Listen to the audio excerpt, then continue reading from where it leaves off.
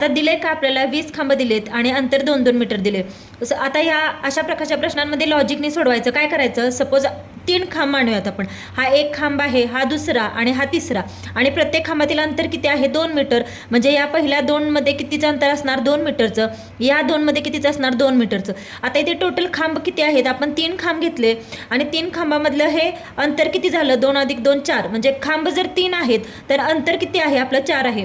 म्हणजे खांबातून 1 वजा केलं, 3 + 1 केलं 2, आणि या 2ला किती अंतर दिले, 2 मीटर गुणिले 2 केलं तर 2 गुणिले 2 किती, 4.